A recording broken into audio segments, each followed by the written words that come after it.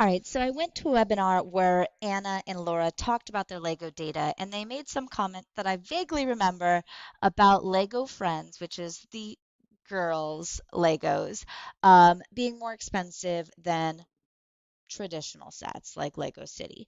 So what I've gone ahead and done is I added two new variables to my data set, to their data set.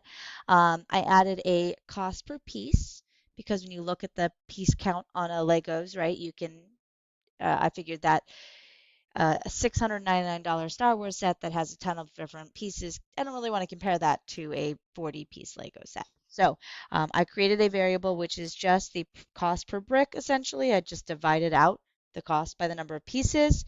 And I also created a new variable for just, is it one of the larger sets of data that we have? Because for each of these themes, they have a ton of different themes here in their data set, and I only wanted to compare a couple just because otherwise our box plots, our comparative box plots, were going to be a mess. So here's what we're going to do. Let's go ahead and go to our box plot. We want to look at as our variable, our numeric variable, our cost per piece. And we would like to group that by the different themes, right? So that way we can have a box plot, not just for every Lego set in this entire data set, but one per every theme. Now I'm going to go ahead and press compute so you can see what a hot mess this is like without doing a little bit more.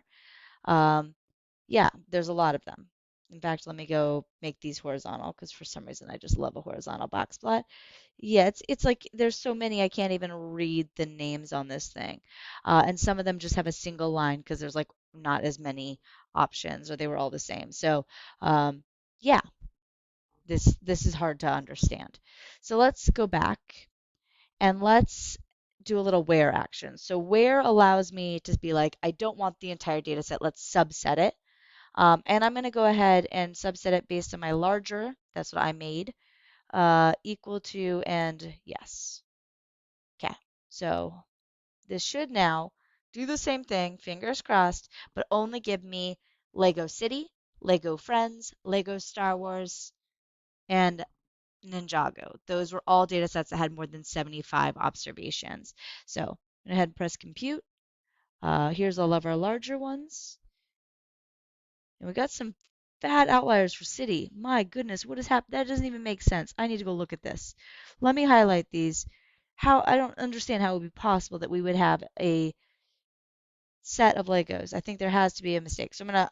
This is the nice thing about StackRunch. I can go ahead and highlight those. I'm gonna go ahead and come back to this later. I'm gonna go find those pink things to figure out what the heck is going on because that feels like an error in their data set. But who am I to judge? I'm gonna go up to your city. Okay, what is happening there? Two pieces? Two pieces. I don't believe this.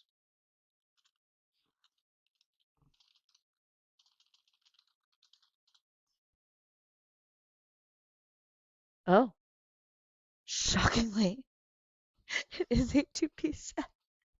Those pieces are just huge. So maybe let's just remove those because they are kind of specific. They're not like a real Lego set. So I'm gonna go ahead and for this moment, I am gonna put them into the no category so that they don't go into my thing because this is a little bananas. Those are huge pieces. This isn't what I consider a typical Lego set. All right. Okay, I'm going to clear out that highlighting. Whew. And we're going to go ahead and rerun that box plot. Where's my result, my cute box plot? Let me options edit, and I'm just going to compute it again. Okay, that looks better. All right, so when we look at this, I'm not seeing what they said about Friends being more expensive. We're obviously just doing exploratory analysis, and I'm using cost per piece, which may not be what they did. We can see City looks to be slightly more expensive. I now would love to do a deeper dive into what the heck is going on with those City ones, because I've seen City before, and they're not always like just those big blocks of stuff. But like here, it looks like City has the box the furthest to the right, so it's probably got the most expensive cost per piece of these four types. But Friends is not any more expensive than Star Wars or Ninjago. Ninjago's maybe slightly less than the other ones, which is maybe surprising because if you really think about where these things fall in terms of the users, again, now I'm just showing off my Lego nerdiness, which is not that nerdy, but I'm hoping to get there.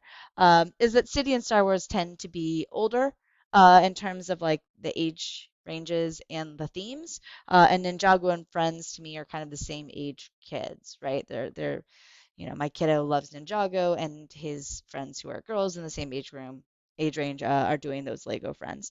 So this maybe could let you say something like that. But again, um, I'm going to have to go look at their article because they did a much more sophisticated analysis and threw in more variables than just looking at a single one.